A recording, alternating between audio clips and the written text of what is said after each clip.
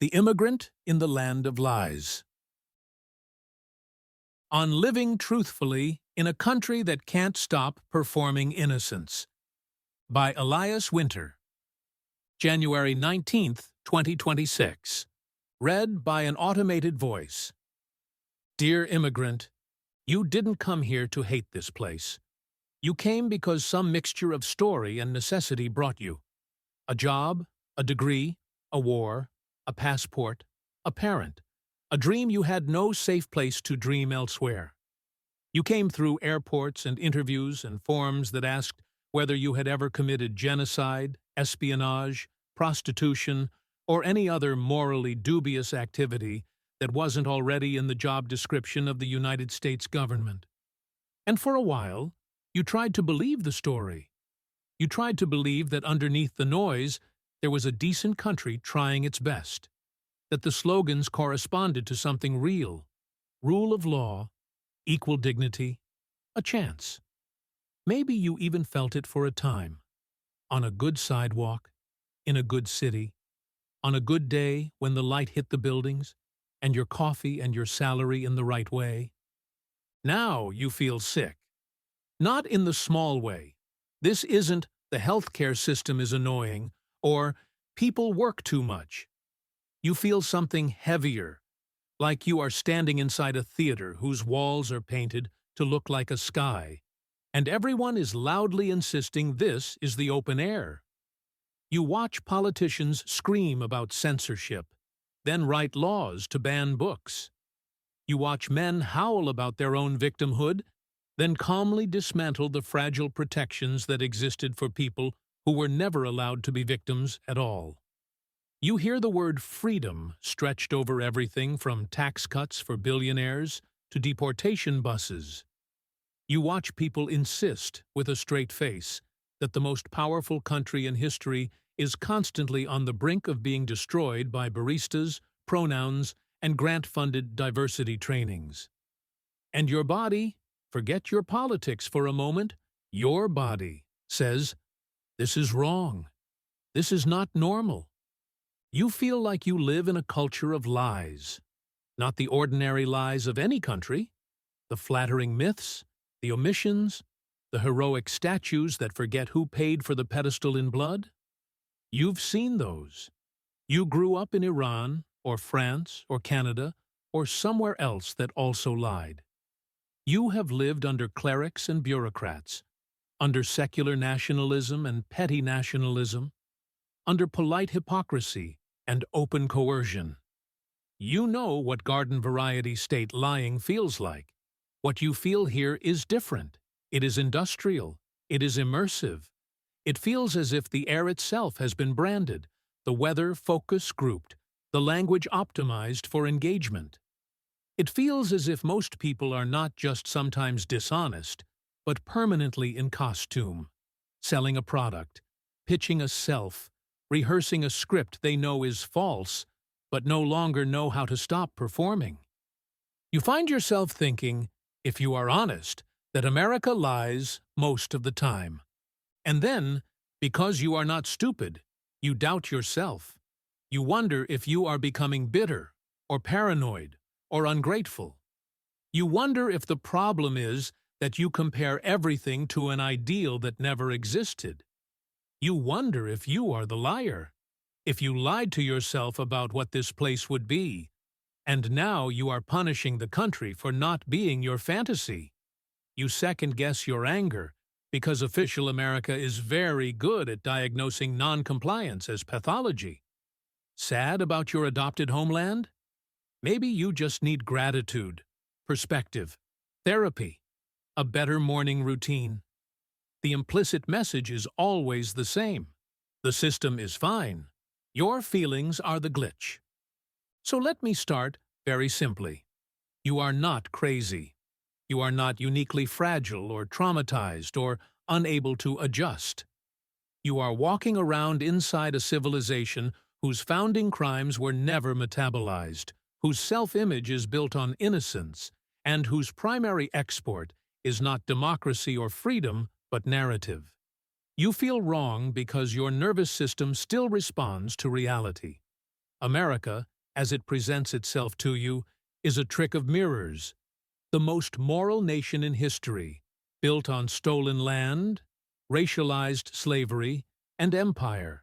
The champion of free speech, currently discovering how many books you can ban, while still calling yourself the First Amendment's best friend. The land of equal opportunity, where your visa can be revoked by a clerical error and your entire future reclassified as discretion. You, immigrant, are expected to stand in the middle of this and say, "Thank you, I am so blessed. What a miracle." Of course you feel insane. So this is what I want to do in this essay that begins with you and your sadness. I want to speak to you as if you are sane. I want to take your perception seriously enough to build an argument around it, not therapize it away. I want to say, yes, this place is lying to you, and then explain how, and how long, and with what machinery. I want to show you that 2025 and everything that came with it, the pardons and the purges, the victim theology of the powerful, the crusade against woke as the newest restoration project for white supremacy, are not aberrations, but clarifications. The mask slipped. The face underneath is older than any of us. To do that, we will have to walk through the architecture. How a republic founded on genocide, slavery, and expansion had to invent a religion of innocence or collapse under its own guilt. How the frontier taught people that optimism was not a mood, but a survival strategy, and pessimism a kind of treason. How capitalism married advertising and produced a population that speaks like salespeople even at funerals. How racism became the master story that hides class, empire, and elite failure. How immigration policy decided that your labor could be essential while your belonging remained negotiable. How the media learned to anesthetize structural violence by calling it policy differences and border crises. And then we will have to zoom in on the current inversion machine. The people who chant that they are censored while they rewrite the rules of speech, who claim they are discriminated against while dismantling the few protections that existed for anyone else. I want to name the move you have been watching. Declare yourself the victim. Claim moral immunity. Use that immunity to dominate, erase, or criminalize the real victims, and call it self-defense. Jim Crow did it. Nazis did it. Hutu power did it. Now it has an American talk radio accent and a podcast. You are not misreading it. But I do not want to stop at diagnosis. You did not uproot your life, cross borders, and fill out those humiliating little boxes on government forms just to receive a refined autopsy of why everything feels cursed. You still have to live here tomorrow with a job and a body and a passport that may or may not protect you. So after the history and the politics and the dark comedy, I want to bring in something else. Not optimism, not coping strategies, but philosophy with teeth. I want to ask with you, is it possible to be happy, or at least not destroyed, inside a culture of lies? Not by pretending it isn't a culture of lies, not by going numb, not by assimilating into the national personality and calling it healing, but by finding a way to live truthfully inside a system that cannot stop falsifying itself? I am not the first to ask that question. People have lived in worse delusions than this and stayed human, sometimes even joyful. A slave named Epictetus in an empire of cruelty. Dissidents like Václav Havel in a bureaucracy of lies. Prisoners like Viktor Frankl in camps designed to erase personhood. Exiles and poets like Czesław Miłosz watching their colleagues practice Ketman. Outward conformity. Inward refusal. They all, in very different ways, came to the same hard conclusion. The condition of the world is not under your control. The condition of your ascent is. You cannot make America honest. You cannot make the media brave. You cannot make your neighbors stop confusing their discomfort with persecution. You cannot guarantee that the country that took you in will not one day decide that you are an error to be corrected. But you can decide what you will believe, what you will say, what you will participate in, what you will build, and what you will worship. You can decide whether you will live within the lie or within the truth, even if only in very small territories. Your writing, your friendships, your rituals, your work done cleanly, even when the institution is dirty. You can decide whether you will be a supplicant in front of this empire, asking to be adopted, or an exile who knows that home is something you carry inside you and build around you, not something a state can ratify. You can decide whether your life here will be a prolonged audition or a serious project. This is not find the silver lining. There may be none. The lining may be made of the same material as the bomb. This is something sterner, a manual for inner non-contradiction, for refusing to hand your nervous system to a nation that cannot tell the truth about itself, for being grateful for the things that are genuinely good here, safety relative to what you fled, work, streets you can walk at night, a few astonishing human beings, without letting that gratitude curdle into loyalty to a myth that is killing people. You are allowed to say, I live in America, I work in America, I love some people and some places in America, and I do not belong to its story. If that sentence feels like treason, that is a sign of how deeply the story has colonized your sense of what you owe. So this is the architecture of what follows. First, we will map the lie, historically, structurally, without flinching. Then we will walk through the inversion machine, how victimhood became a weapon, and why your unease around anti-woke and anti-DEI is not overreaction, but sanity. Then we will come back to you, the immigrant standing in the crossfire of narratives, wondering if you made a mistake. And finally, we will assemble, from dead philosophers and living dissidents, a way of being here that does not require you either to worship this place or to burn yourself alive in protest. You will not finish this with a better opinion of America. If anything, you may think worse of it. But you may, if I succeed, think better of your own perception. You may feel less solitary in your disgust. And you may see, with the cold relief of a diagnosis you did not want, but needed, that the real question was never, is this country worthy of me?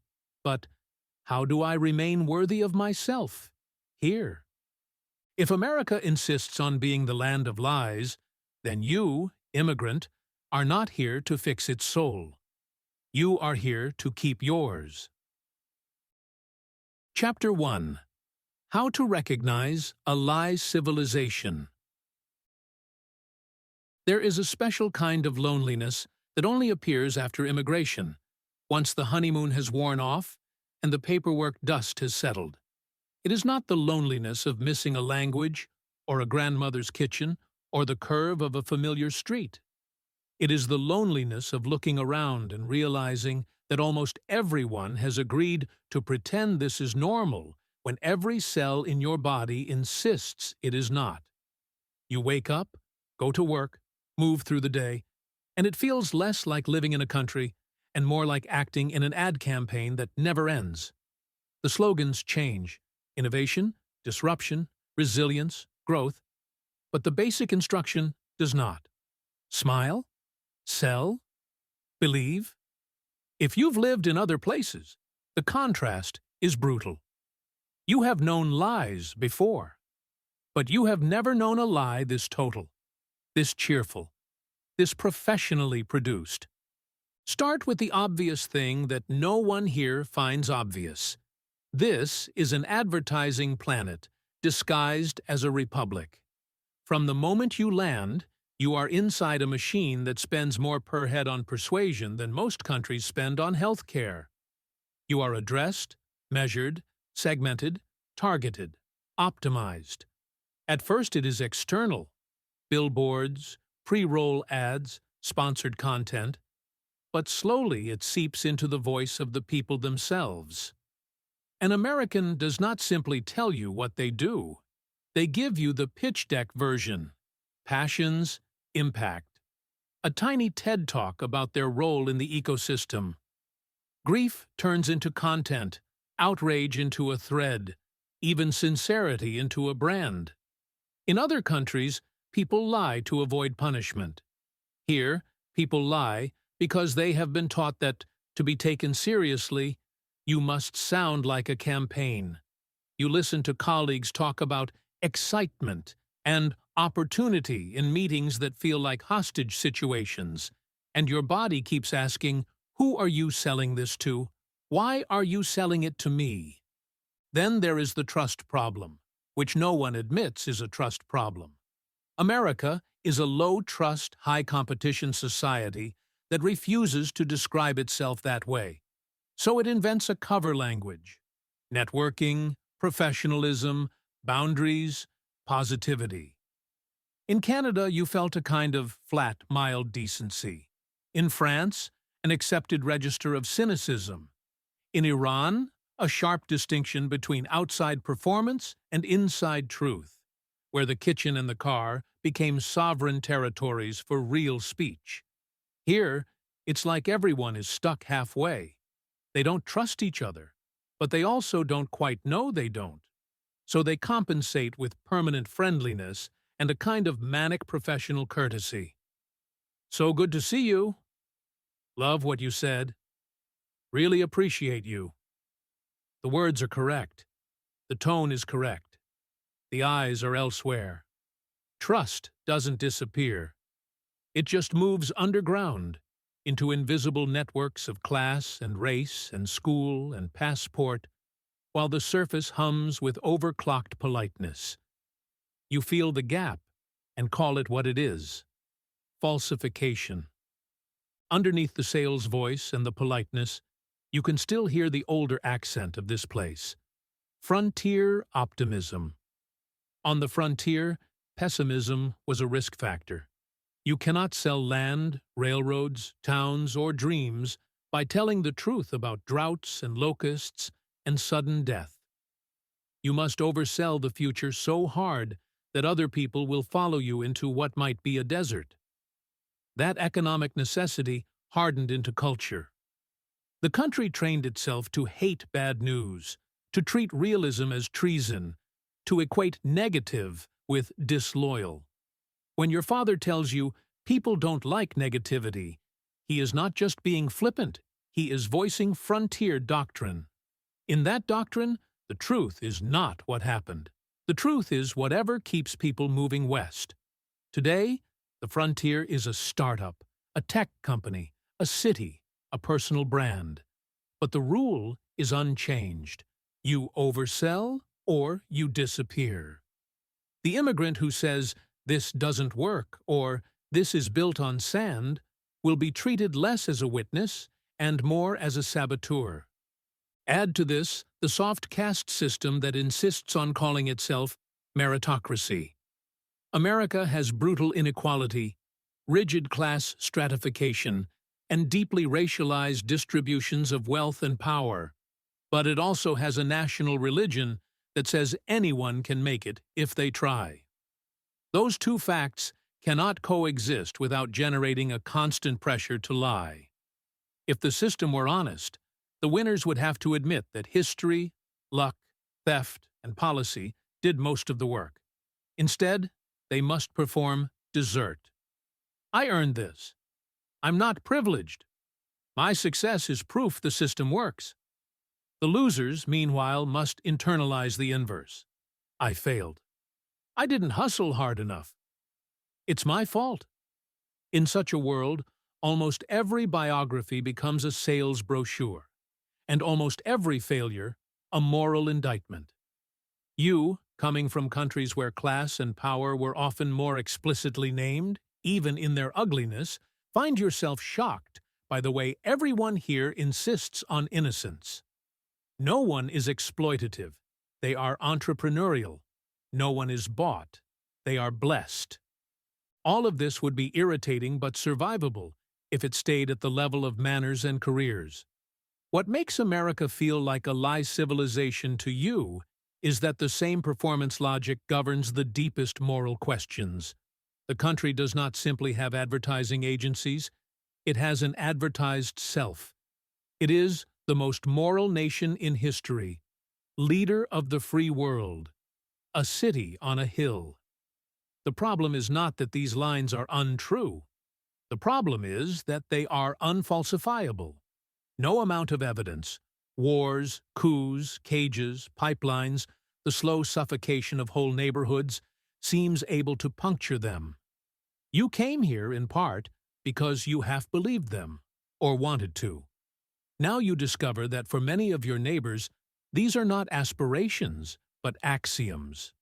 When reality contradicts them, it is reality that must be explained away. This is why criticism here feels like blasphemy. You are not just pointing out flaws, you are desecrating a sacred brand. By the time you've been here a few years, you notice that conversations themselves have started to feel like a medium for narrative enforcement, rather than discovery. Bring up racism, and you are accused of being divisive. Bring up class, and you are told it's not about politics. Bring up foreign policy, and you are gently advised to be grateful, or focus on the positives. Entire topics are wrapped in bubble wrap and labeled too negative, as if reality were a fragile object that might break if handled without enough spin. Even people who privately agree with you will often take you aside afterward to say so, like smokers huddling in an alley. You begin to understand that you are not merely living among individuals with quirks. You are living inside an ecosystem whose survival depends on maintaining a certain saturation level of bullshit. It is not that people cannot tell the truth. It is that they do not believe truth, on its own, is a viable way to live here. And yet, if you peel back the varnish, there are still human beings underneath this, people who are as confused and afraid as you are, who lie mostly because they do not see an alternative that will let them keep their job, their mortgage, their friends, their illusions of goodness. That is important to see because it keeps you from turning into a simple mirror image of the very contempt you're reacting against. America is not one giant conscious con. It is a set of habits, incentives, myths, and survival strategies that add up to a reality you experience as hostile to truth. You are right that this place lies more, louder, and with better production values than anywhere else you've lived. You are also right that most of the individuals inside it are not cartoon villains, but exhausted actors reading from a script they inherited and rarely had the power to rewrite.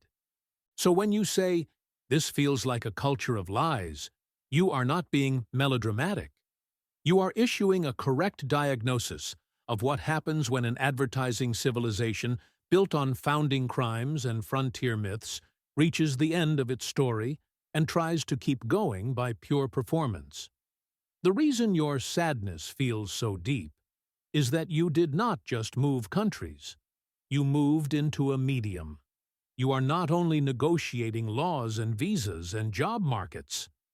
You are negotiating a narrative that will never stop trying to recruit your mouth, your time, your hope. Recognizing that, naming this place as a lie civilization, is the first act of sanity. The next question is what to do with that sanity, and whether it can coexist with any kind of happiness. That is where we go next. Chapter 2. The Original Sin Factory. To understand why this place lies like it breathes, you have to go back to the moment before the first slogan, before the first flag, before the first fourth-grade textbook drawing of noble colonists with serious hats. Every country has crimes in its basement. What makes America different is that its crimes are not in the basement at all. They are the load-bearing walls, and instead of reinforcing them with remorse, it covered them in stained glass and called the whole structure a chapel. Three facts sit at the foundation like unburied corpses: the theft of a continent from indigenous nations through war, disease, and forced removal, the construction of an economy on racialized slavery, and the conversion of a coastal republic into a land-hungry empire marching west, then outward, under the banner of destiny. These are not unfortunate side quests in an otherwise noble campaign. They are the main storyline.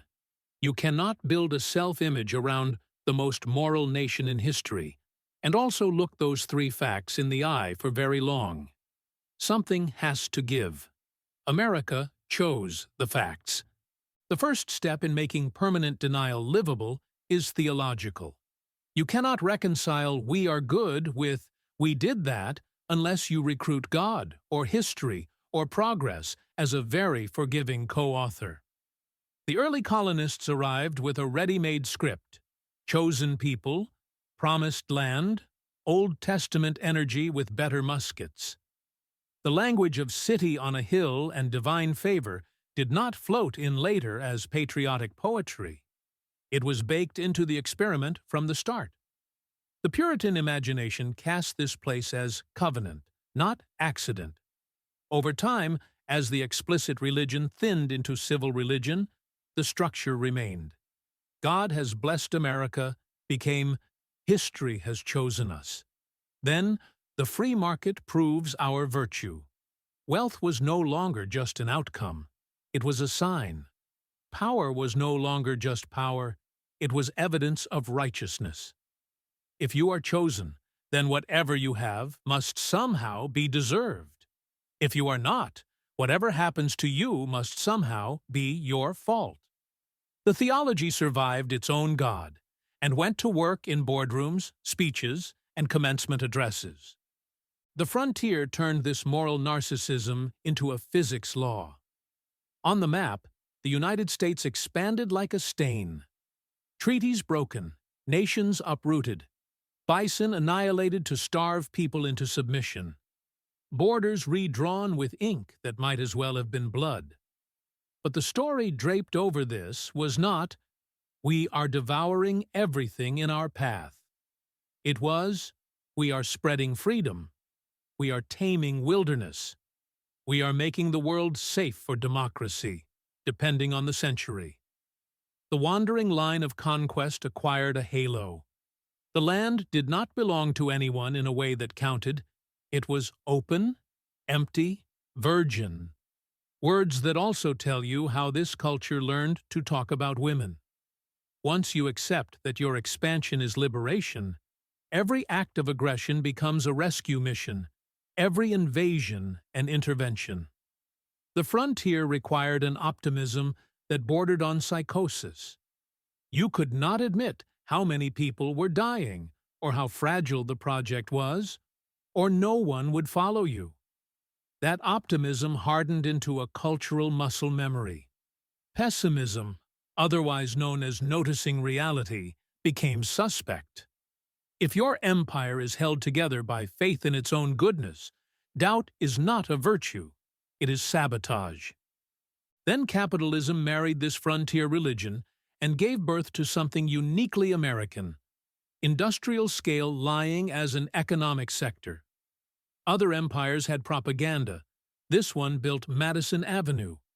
Advertising, public relations, corporate branding, and the entire machinery of spin arose in a country that needed not just to sell goods, but to sell itself, constantly. You can see it in the way companies talk. They do not say, "We are here to extract profit by any legal means available."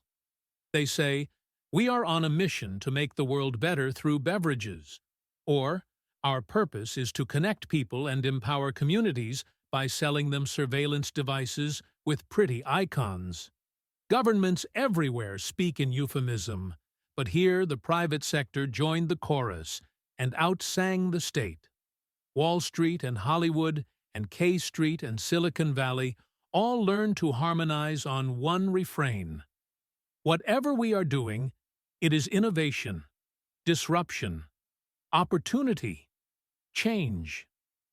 When you grow up in that soundscape, it becomes difficult to speak in declarative sentences about anything. You watch your own mouth reach for the language of impact and solutions against your will. The lie is no longer what you say to cover reality. It is the only vocabulary available.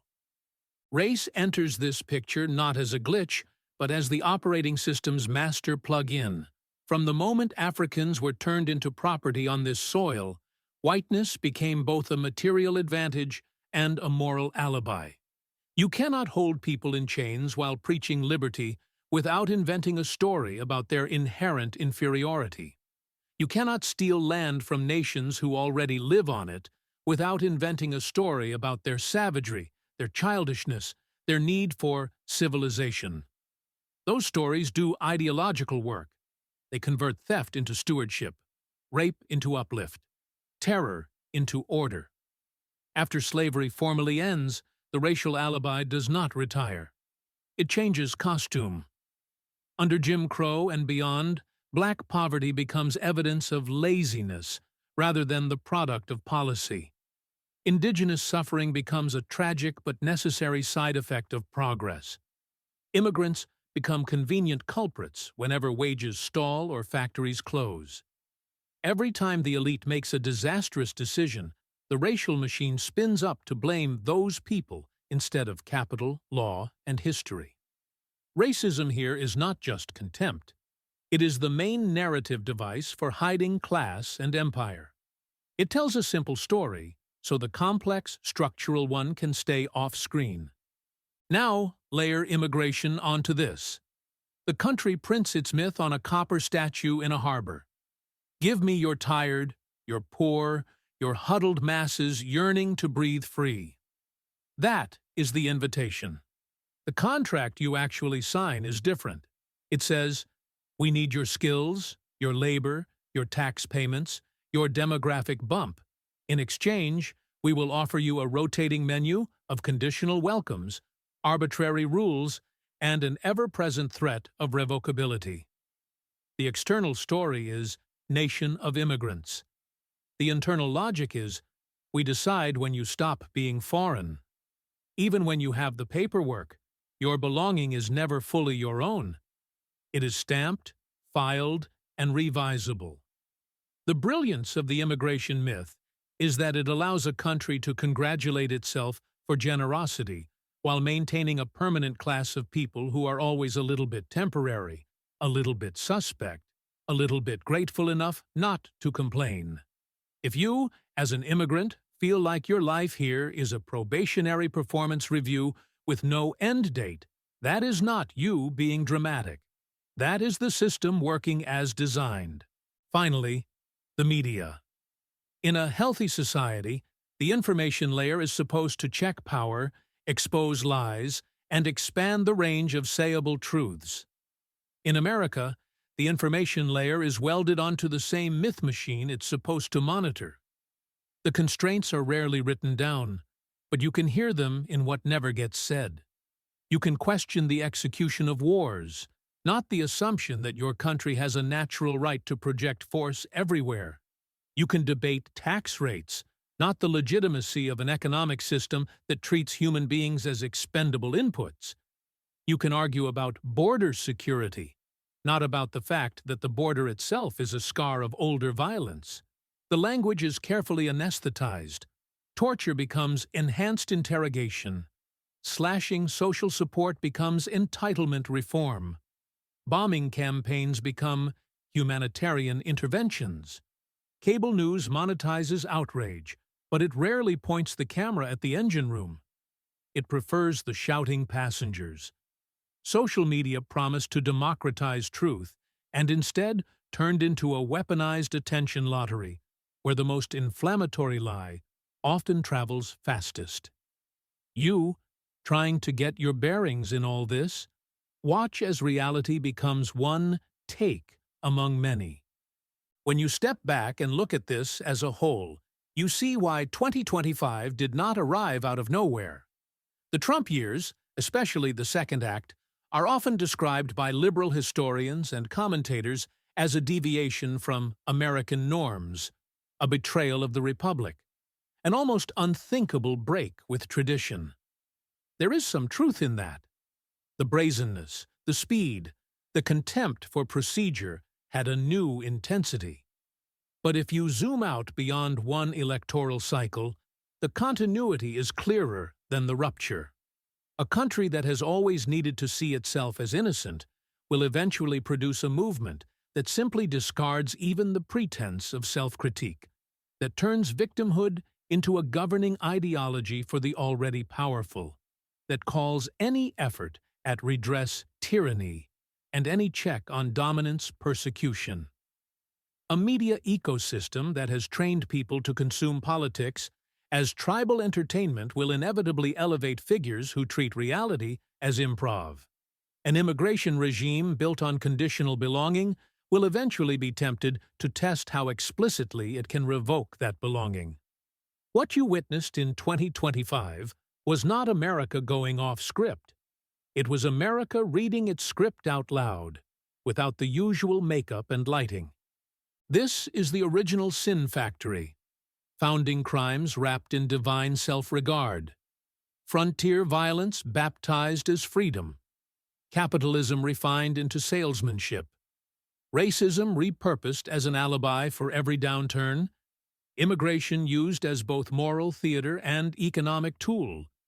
Media enlisted to deliver all of it in digestible segments. The result is a civilization that must lie in order to experience itself as good. When you feel overwhelmed by the falseness here, you are not reacting to a few bad leaders or a rough patch in the news cycle. You are feeling the pressure of centuries of unresolved guilt pressing down through institutions and language onto your individual nervous system. You did not cause that. You cannot cure it, but you are allowed to name it. Before we can talk about how to live here without being deformed by it, you need to see clearly that your sadness is not an overreaction to a minor hypocrisy. It is a sane response to a country that would rather hallucinate its own virtue than remember what it has done. Chapter 3. The Inversion Machine. If the first lie of this country is, "we are innocent," the second is, "we are under attack." Put them together, and you get the mechanism you've been staring at every day. The people with the most power and historical advantage announcing, with a trembling lip, that they are the real victims now, and that any attempt to limit their dominance is violence. The details change. Today it's woke, DEI, illegal immigrants, the deep state. Yesterday it was Reconstruction, carpetbaggers, Jewish conspiracies. But the pattern holds. You are not imagining that everything feels upside down. It is upside down by design. The name of the machine is inversion. Declare yourself the victim. Seize moral immunity. Use that immunity to dominate and erase or punish the people who were actually being harmed in the first place.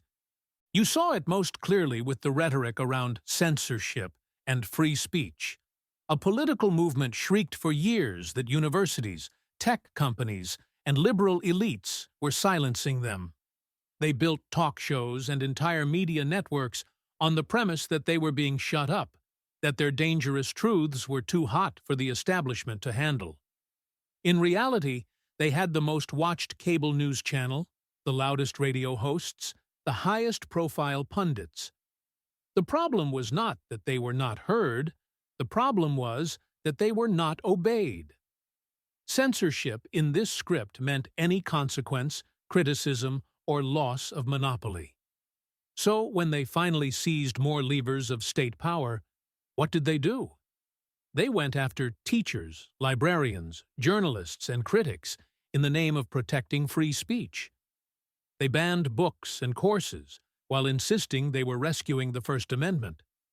They passed laws telling corporations and schools what words they could use around race and gender, and called it protecting open debate. The trick was simple. Accuse your enemies in advance of what you plan to do, and you get to perform your repression as self-defense. The anti-woke, anti-DEI crusade is the same logic, with whiter teeth. For a brief historical moment, corporations and institutions adopted mild diversity and inclusion language, created some trainings, opened a few leadership pipelines, and tried, in a cautious, half-hearted way, to admit that being white and male in America came with structural advantages. The reforms were far from revolutionary, often cosmetic and contradictory, but they did one unforgivable thing. They named the hierarchy. That was intolerable. A system that demands innocence cannot survive the admission that it has been systematically tilted in one group's favor for centuries. So a whole genre of grievance bloomed. I'm being discriminated against for being white. They care more about diversity than merit. I have to apologize for who I am. You recognized it instantly as theatrical fragility. Men who had never spent 1 second wondering whether their race would block them from a job suddenly rediscovered colorblindness the moment the topic of race ceased to be exclusively flattering. Underneath the whining about reverse racism is a clean structure. A dominant group experiencing the loss of unquestioned dominance as persecution. That is the psychological core of what some sociologists call aggrieved entitlement. If your baseline expectation is that you and people like you should set the terms of reality, then any move toward equality feels like dispossession. Equality looks like a mugging. Representation looks like invasion. Hearing someone else's story at the center feels like erasure. The body of the formerly unchallenged majority registers pluralism as attack. And because America's chosen people story has already told them they are the good ones, that feeling of attack can never be interpreted as what it often is: historical correction. It must be recoded as moral outrage. They are not simply uncomfortable. They are being wronged. Once you have framed their discomfort as a civilizational wound, you have all the justification you need to roll everything back. This is where the inversion machine does its nastiest work. It takes the language of justice and uses it to punish anyone who ever tried to use that language sincerely. Racism. Now the word refers to calling out racism. You point to a pattern of discrimination and are accused of bringing race into everything. You name white supremacy and are labeled the true bigot for making people feel guilty. Identity politics? That's what people of color, women, queer people are doing whenever they organize for survival. The fact that white, straight, Christian identity has been the default setting for centuries does not count as identity politics. It counts as normal. Free speech? That's the right of powerful men to experience no consequences for what they say. If you respond with your own speech, boycott, critique, refusal, you're violating their sacred freedom. Merit? That's whatever outcome keeps the previous winners in place. If a black or brown person advances, there must have been a quota. If a white man does, it is proof the system works.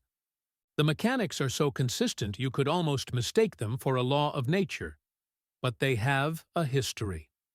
After Reconstruction in the United States, when formerly enslaved people briefly gained political power and civil rights, white Southern elites did not say, "We want our racial domination back." They said, "We are being oppressed by Northern tyrants and black misrule." They framed black suffrage, basic safety, and modest office holding as existential threats to civilization, to white womanhood, to order. They presented themselves as victims of chaos and corruption, then used that victim narrative to justify lynching, voter suppression, and the invention of Jim Crow. They were not restoring domination, they insisted. They were defending themselves. If you listen closely to contemporary anti-woke rhetoric, you can hear the same chords. Everything is phrased as rescue, of children, of standards, of the West, of ordinary people, from an overreaching, decadent, minority-obsessed elite. The Nazis did it with more explicit fury. A nation that had started a catastrophic war and imposed brutal terms on others recast itself in the interwar years as a martyr to international conspiracies and humiliation. Jews, communists, cosmopolitans, Weimar decadents, everyone became part of a vast plot to emasculate and dissolve the true Germany. Germans were not aggressors. They were victims of Versailles, victims of modernity, victims of parasites. The more they embraced their imagined injury, the less moral constraint they felt. Genocide became self-defense. Occupation became restoration. You see the same inversion in Rwanda's Hutu power propaganda in the 1990s. Endless insistence that Hutu were threatened with extermination by a Tutsi minority, that every act of violence was a preemptive strike. In Yugoslavia, historical grievances were replayed on television until neighbors became mortal enemies. The story is always, we are under attack. Therefore, whatever we do next will be justified, even holy. None of this is subtle. What is uniquely exhausting in the American flavor is how banal and branded it feels.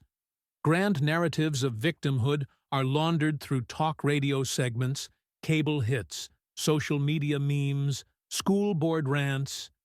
The man announcing that he has been silenced is doing it into a microphone with 1 million listeners. The influencer complaining that you can't say anything anymore is doing so on platforms that algorithmically amplify his every provocation.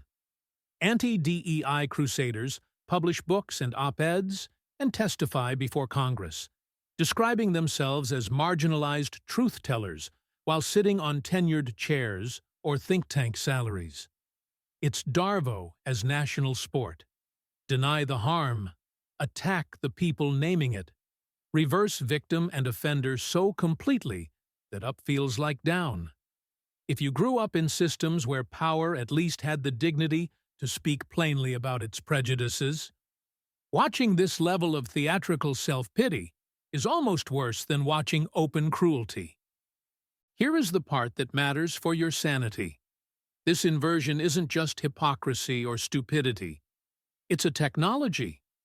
It does something. By occupying the victim position, the dominant group steals the most potent moral resource in modern politics.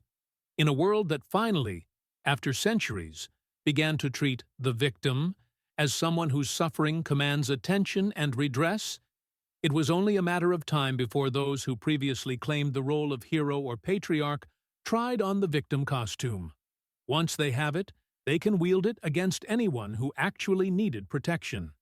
If white Christians are the oppressed minority, then any policy that acknowledges the existence of non-white, non-Christian people becomes anti-white persecution. If men are the victims of feminism, then any attempt to enforce basic standards of non-abuse becomes a witch hunt.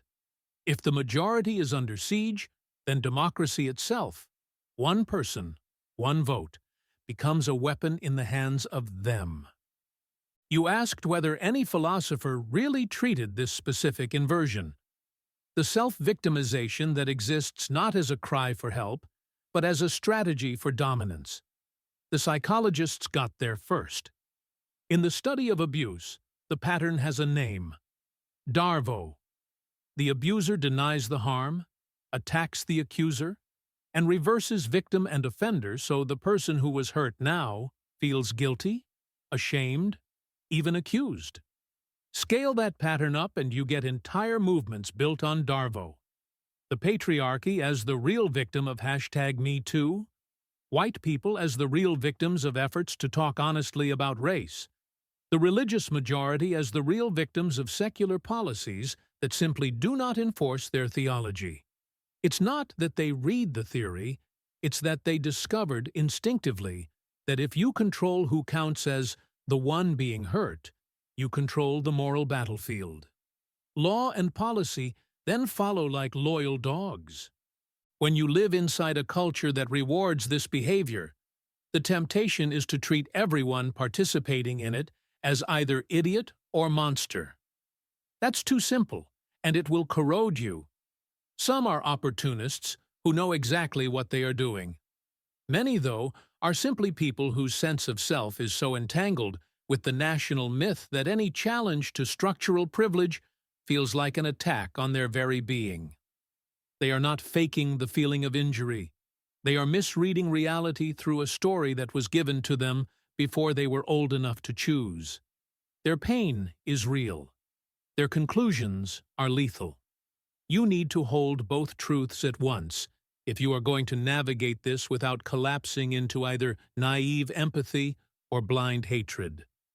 For you, the immigrant, the inversion machine is particularly disorienting because it keeps turning you into the ghost in someone else's grievance.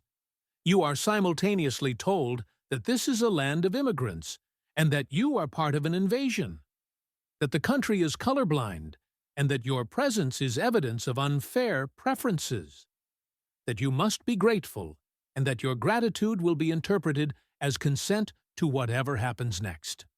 You watch a movement of mostly white, mostly native-born citizens declare themselves the oppressed, and then push for policies that make your already precarious status more fragile. You listen as they accuse you, in advance, of the things they intend to do: lawlessness, cheating, tearing the country apart. If you internalize their script, you will end up apologizing for seeking a life while they congratulate themselves for defending a border drawn in someone else's blood. So let us be very clear about what you are seeing. You are watching a civilization whose story about itself is no longer compatible with its reality. To preserve the story, it cannot simply suppress dissent. It must claim that dissent is oppression. It cannot simply ignore victims. It must insist that any attempt to recognize them is an attack on the real people. The inversion machine is the final defense system of a myth that refuses to die. It is ruthless, flexible, and often ridiculous. The comedy is real. Grown men with national platforms declaring themselves cancelled. Billionaires complaining they are being silenced on the front page of major newspapers. Legislators whose every word is recorded in the congressional record, sobbing about how no one will listen. You are allowed to laugh, but you are not allowed to forget the stakes. Behind the farce is a very old tragedy. A majority rearming itself morally by pretending to be a minority. Recognizing this will not make the news less ugly or the policies less harmful. It will not stop the next inversion from being invented the moment the current one loses its novelty. But it might give you one crucial form of power. You will no longer be bewildered.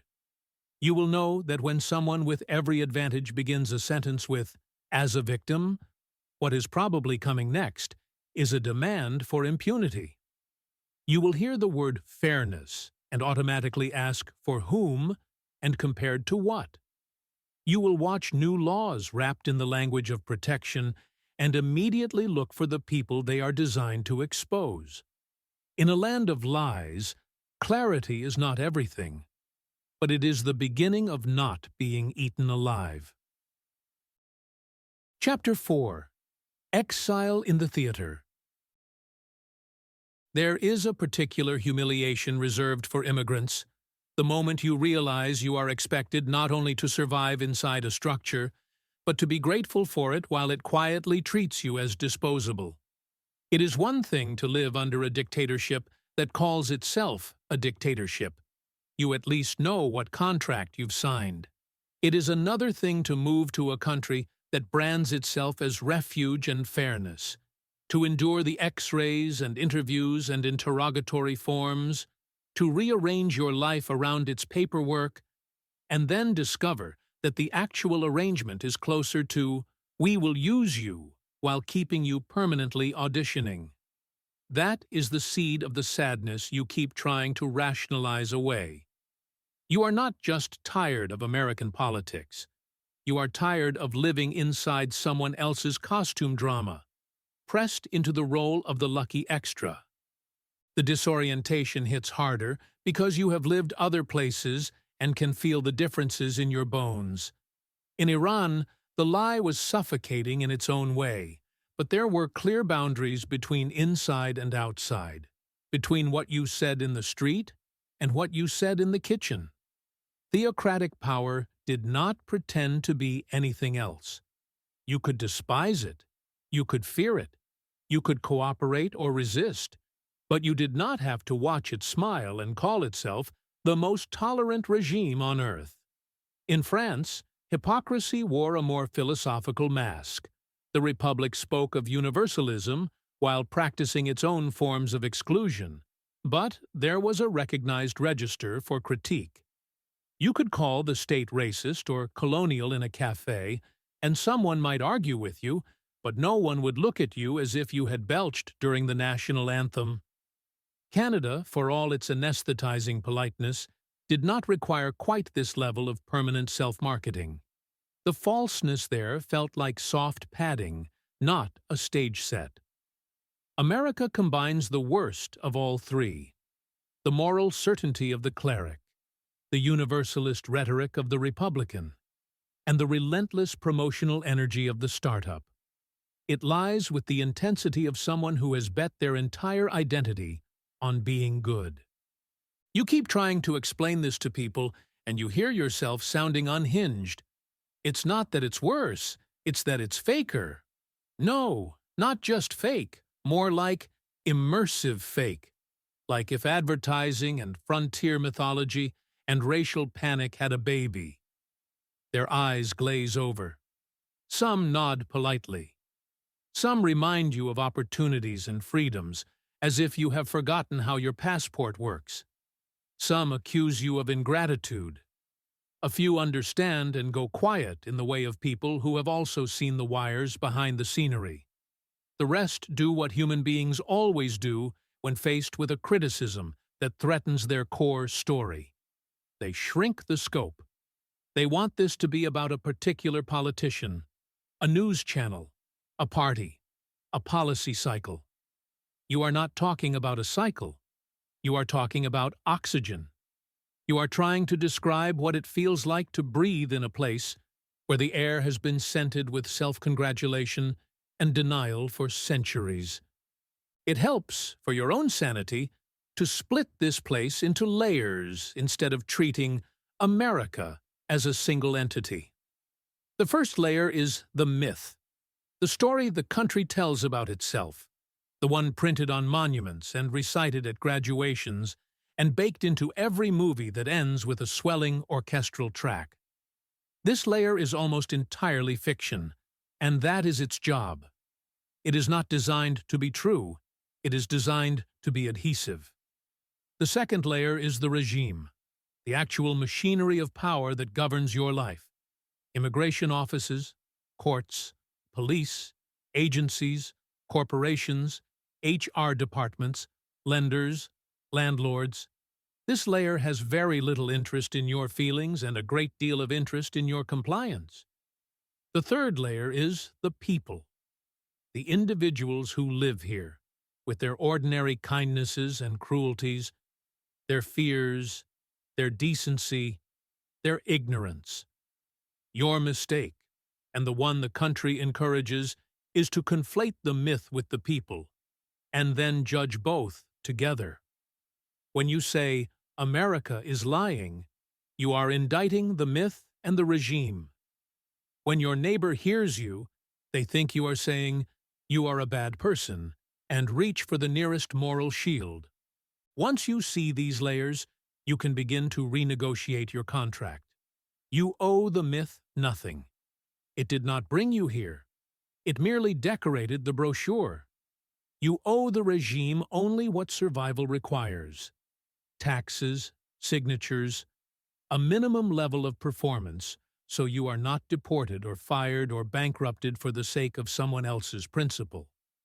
You owe the people what you would owe people anywhere: honesty where possible, boundaries where necessary, solidarity when you can afford it, basic non-cruelty even when they are drunk on their own narrative. This is what I mean by shifting from belonging to residence.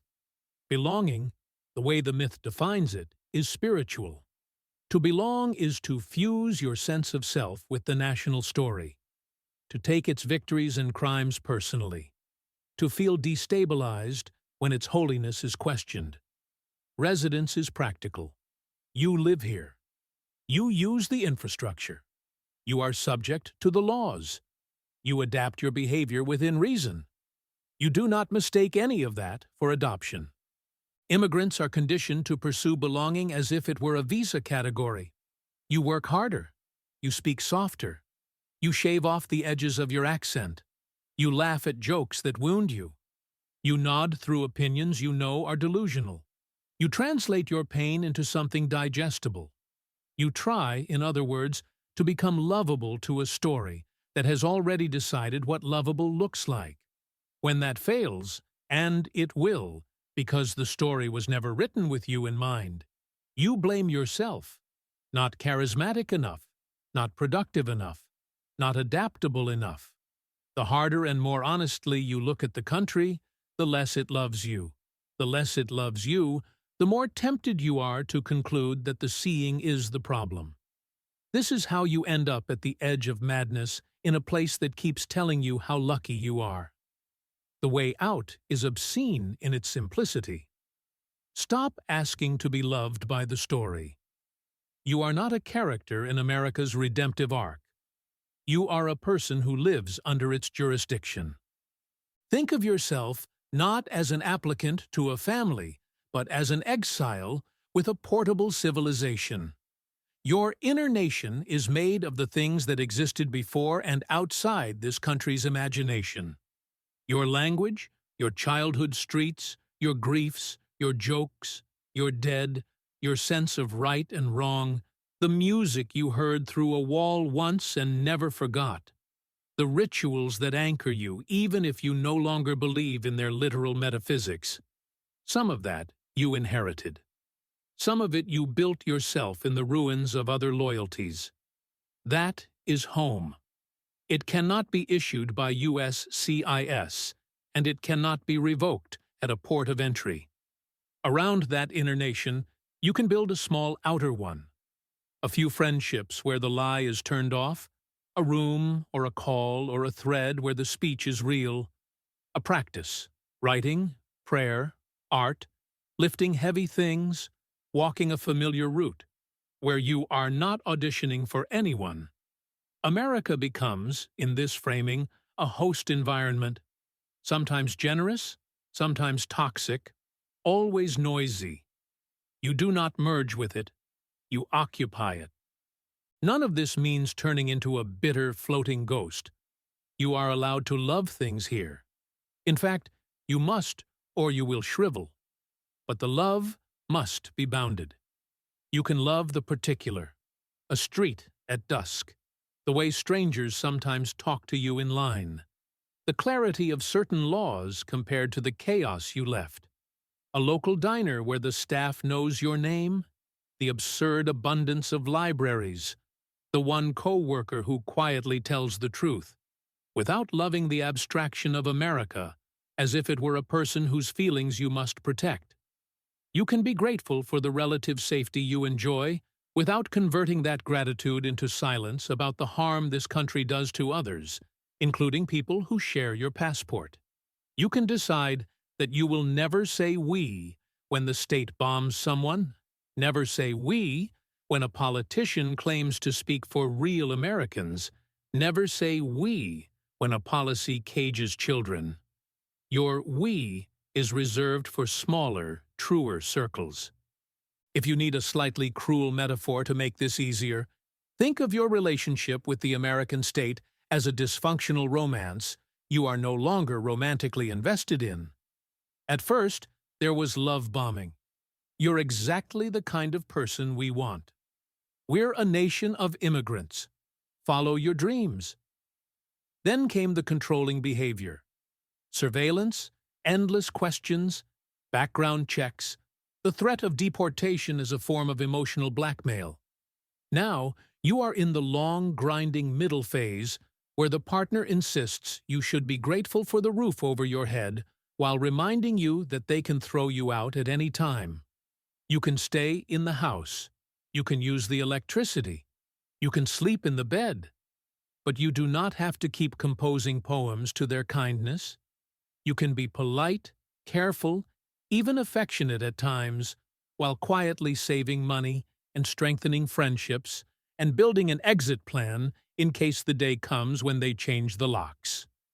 The point of all this is not to turn you into some stoic, untouchable creature who floats above experience. You are going to get hurt here. You are going to be surprised by cruelty and, just as dangerously, flattered by acceptance. You are going to want to scream at the television and at the sky. But if you take the exile stance seriously, if you stop trying to fuse your worth with this country's self-image, you at least protect yourself from one form of devastation, the feeling that America's failures are your failures, that its madness means you were stupid to come, that its refusal to see you clearly means you are invisible. You are not invisible. You are simply standing in front of a very large, very loud mirror in which this country keeps trying to admire itself. It will always be more interested in its reflection than in your face. That is not a reason to disappear. It is a reason to stop waving. Chapter 5. How to Stay Human in a Lie Civilization. At some point, if you're not going to deaden yourself with substances or slogans, you have to answer a very simple question. How do I live here without becoming like this? Not, how do I fix the country? Not, how do I win the argument? Not, how do I optimize my LinkedIn presence while maintaining my brand values? How do I wake up, walk through this theater, listen to all these trained mouths producing noise, know exactly how rigged and inverted it all is, and still end the day with something like self-respect and, when possible, joy? The first mistake is to treat happiness as a referendum on the system. That's how children think. If the world is good, I'm allowed to be happy. If the world is bad, I must be sad until it apologizes. You are not a child, and this world is not going to apologize. The people who survived worse systems than this all converged, in different languages, on the same brutal clarity. The condition of your soul cannot be outsourced to the condition of your regime. The regime will always be late, stupid, cowardly, violent. If you tether your inner life to its fluctuations, you are volunteering to be collateral damage. So the first act of philosophical disobedience is to revoke that tether. This is not escapism. It is refusing to let a hallucinating empire be the regulator of your nervous system. Epictetus, born a slave in a real empire that did not pretend to be benevolent, starts from a distinction that is boring until you actually live it. What is in your power and what is not? You do not control the behavior of the state, the honesty of your neighbors, the next election, or the committee that will decide whether you get to stay in this country. You do not control the fact that you live in a civilization that turned marketing into a second weather system. You do control your assent, what you agree to think, say, and worship.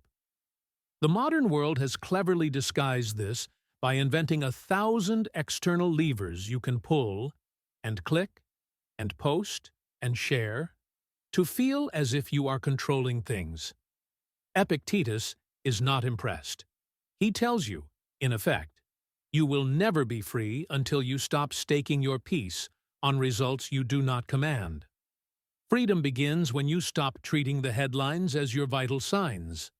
That doesn't mean withdrawing from action. It means acting from principle, not from the demand that the world validate you. Havel, living in a soft dictatorship of slogans and committees, picks up the thread from there. His question is not, how do we win elections? It is, what happens to a human being who lives inside a lie for too long? Under late totalitarianism, he noticed, the main enforcement mechanism isn't the police, it's participation. The grocer puts the party sign in his window, not because he loves the regime, but because not putting it there would make life dangerous. But every time he does, he becomes a tiny transmission belt of the lie. Havel's answer is scandalously simple. Stop cooperating interiorly. Live in truth where you actually can. It may look small, a refusal to repeat a phrase, an insistence on calling things by their names in your home, an essay, a joke, a friendship where no one pretends, but it is the only way to preserve a non-fake self in a fake system. For you in America, living in truth does not necessarily mean public heroics or career suicide. It means deciding that there are some things you will not lie about, even if the entire culture is gently nudging you to talk like a press release. It means not gaslighting yourself about what you see, even when everyone else is smiling. Frankl, stripped of everything in a camp designed as a factory of meaninglessness, pushes the knife in 1 degree further. If Epictetus says, "You control your ascent," Frankl says, "You are responsible for what you do with it." The last freedom, for him, is the freedom to choose your stance toward what happens. That sounds like slogan, until you remember the context. He watched men who had lost families, careers, health, status, even names, find ways to orient themselves toward something beyond the barbed wire. Love, God, a future reader, the simple decision not to become cruel. He also watched people disintegrate when there was nothing left they considered worth suffering for. The camps were not an exam of character. They were an amplifier of whatever was already there. His point, transplanted into your life, is this: your future here is uncertain, and may, at times, be unjust. You do not get to choose the full menu of external events, but you still have to decide what you are for, not what you are against. That is cheap. What project, what work, what fidelity will make your time here non-trivial, even if the country never becomes what it says it is? If you cannot answer that, you will drift from outrage to despair and back until something breaks.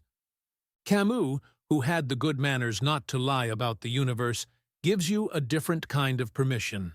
He refuses the comforting story that the world is secretly just, or that history bends toward anything in particular, or that suffering is redeemed by some cosmic balance sheet. For him, the world is absurd. Conscious minds hurled into a mute universe, demanding meaning from a reality that does not owe them any. Most people, confronted with that, reach for a sedative: religion, ideology, self-help, revolution as a new god. Camus calls that philosophical suicide. His alternative is revolt, not in the sense of permanent protest, but in the sense of a stubborn, lucid refusal to either lie or give up. There is no fate that cannot be surmounted by scorn, he writes about Sisyphus, and then tells you to imagine the condemned man happy, pushing his rock in full awareness of the joke. In your life, that looks like this. You see the American spectacle clearly. You see that it might very well get worse. You refuse to sugarcoat it. And then you still notice the light on the buildings, still cook dinner, still fall in love, still do work that is not garbage, still make art or prayer or laughter. Not because you've made peace with the lie, but because you refuse to let it have the final word on what counts as a life. Miłosz, watching his fellow Polish intellectuals make peace with communism, adds a specifically modern warning. You can be brilliant and still sell out. Intelligence does not immunize anyone against the desire for safety, flattery, and relevance. Under his version of the lie regime, people practiced Kettman, outward conformity, inward opposition. They praised the party in print and mocked it at home. They wrote essays that passed censors, but laced them with private ironies. Some used the breathing room gained by compromise to do good work. Others slowly became the mask they wore. Maiwash's cruelty is his refusal to romanticize either choice. He understands that total non-cooperation may mean exile or death. He also understands that endless small compromises corrode the person making them. For you, Kettman is not an exotic Eastern survival trick. It is your weekday. You soften your language in meetings. You pretend to be more impressed than you are. You sit through all-hands calls that sound like briefings from a parallel universe. The question isn't whether you'll wear a mask. You will. The question is whether you still know clearly when it is on, and whether you have somewhere to take it off. The danger is not the code switching. It is forgetting which voice is real. And then there is Spinoza, perhaps the least sentimental of them all, who quietly dismantles the idea that feelings are sacred just because you feel them. For him, joy is not a mood. It is an increase in your capacity to act, to do, to be effective in the world. Sadness is the opposite, a decrease in your power, a slackening, a paralysis. The emotions you experience are not metaphysical verdicts. They are signals about how connected or disconnected you are from what gives you strength. Anger at America, in this framework, is not good or bad. It is useful or useless, depending on whether it leads to clearer understanding and more precise action, or whether it collapses into scrolling and doom and the exhaustion that leaves you unable to do anything but complain. Spinoza's other gift is his insistence on understanding causes. When you grasp the reasons why people behave as they do, the incentives, fears, stories, histories, you loosen the grip of indignation. You don't excuse, you just stop being surprised. That reduction in surprise is a form of freedom.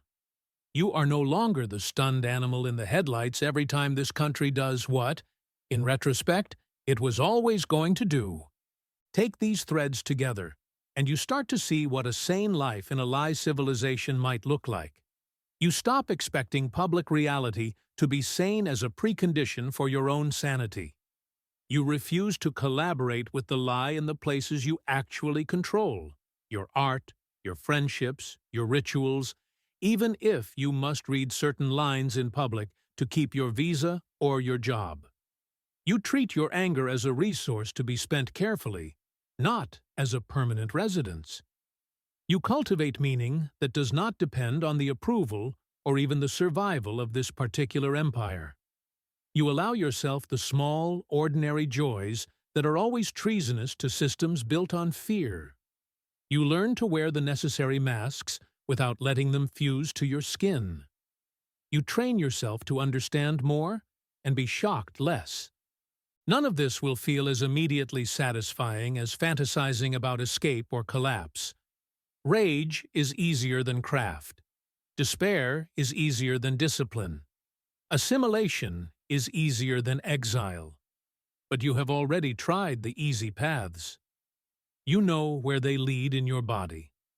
They lead to the edge of the bed at strange hours, staring at nothing, wondering if you made a mistake by coming here, wondering if you are weak for needing the world to make sense.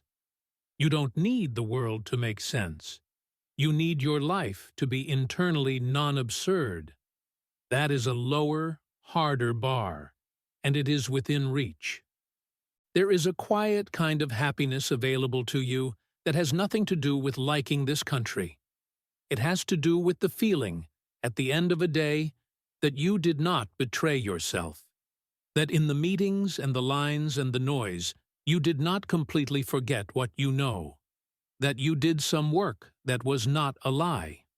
That you told the truth at least once, where it mattered. That you did not worship what everyone else was worshiping just because they were louder. That you experienced some beauty and did not immediately convert it into content. That you laughed in a way that was not for anyone's brand. That you treated the people in front of you as actual people, not as representatives of a side. That you took from all the borrowed philosophies and hard-won insights, not a set of quotes to post, but a posture. You are, whether you like it or not, one of the few people in this country who can see it from the outside while standing inside. That is not a comfortable position, but it is a powerful one if you refuse to let it curdle. The point is not to be the most disillusioned person in the room or the one with the sharpest take. The point is to be among the few who are not entirely captured by myth, by fear, by grievance, by the compulsion to sell. The lie civilization will, in all likelihood, keep lying until it breaks on some external reef. Climate, economics, geopolitics, demographics, something. You cannot time that. You cannot prevent it.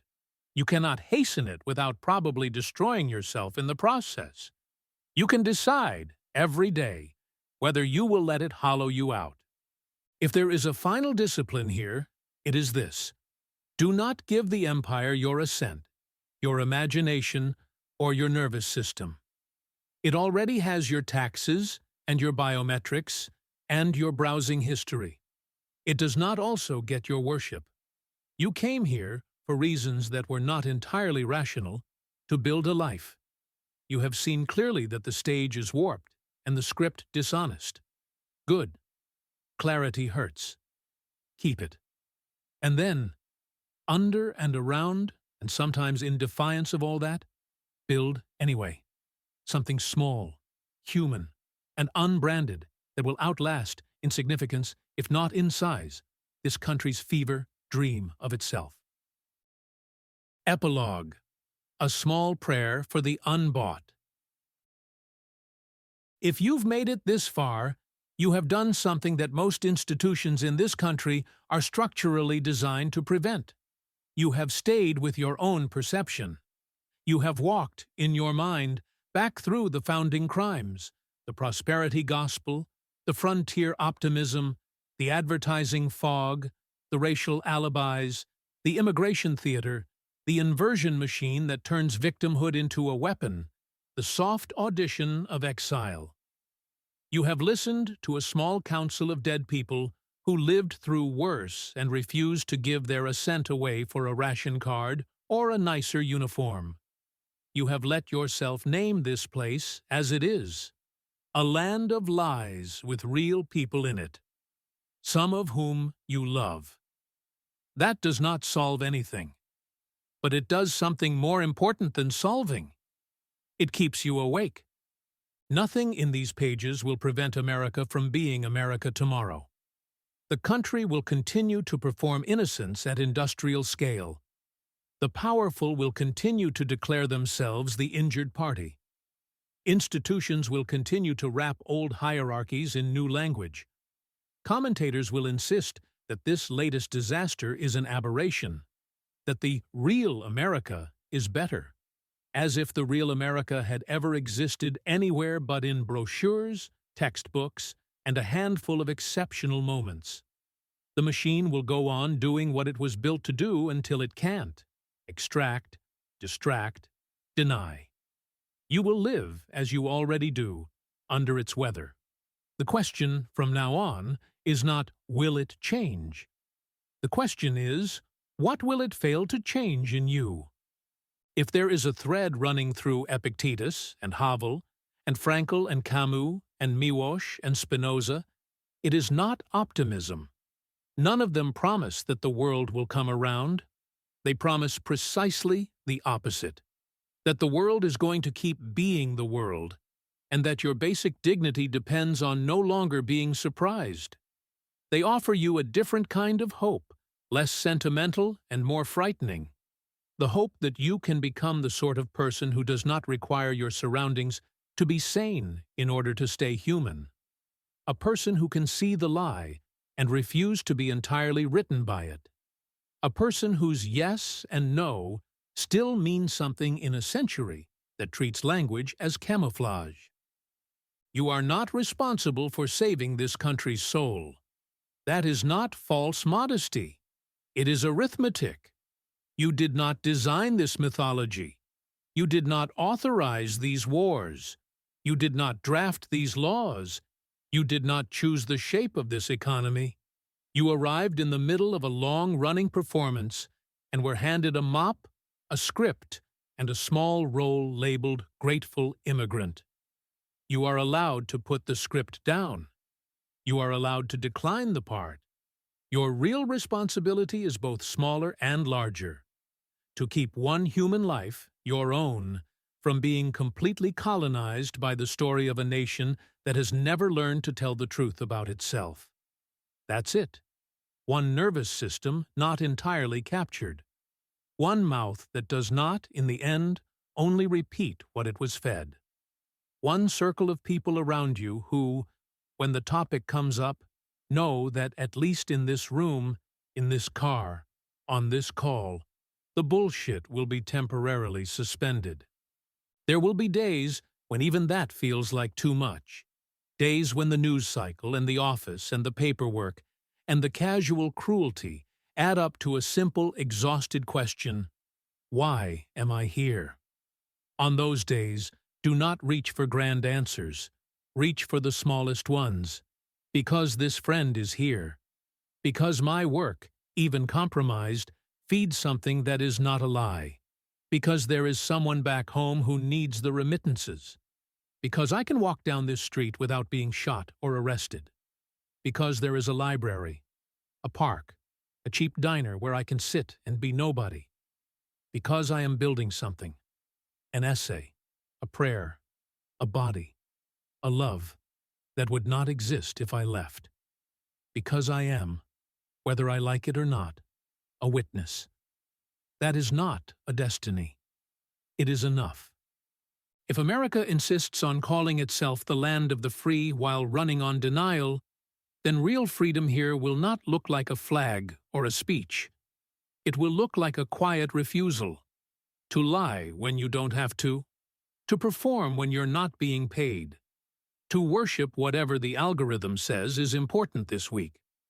It will look like laughter that is not for show, like friendship that does not require you to flatter the empire, like work that does not insult your own intelligence. It will look, sometimes, like leaving the room instead of arguing. It will look, other times, like saying the unsayable very calmly and accepting the consequences. It will almost never look heroic. That is why it might outlast the heroics. So here is the only blessing I can offer you without lying. May you live long enough in this country to see its myths clearly and not be fully broken by them. May you find or build a few small places where truth is the default, not the exception. May your anger stay sharp enough to cut through bullshit, but not so hot it burns you hollow. May your gratitude remain specific and undeserved, never coerced. May you remember, on the days you are tempted to apologize for your sadness, that grief is not ingratitude. It is what happens when a clear eye meets a dishonest world. And when this country finally does what all empires do, rewrite its own failures, forget its own victims, insist that it was always trying its best, may there be, somewhere in its archives, or in the memories of a few stubborn people, a record that says, "We were here, we saw, we did not entirely bend." America will go on pretending to be something it has never been. Your task is simpler and harder. Stay real. Elias Winter, author of Language Matters, a space for reflection on language, power, and decline. Thanks for reading Language Matters.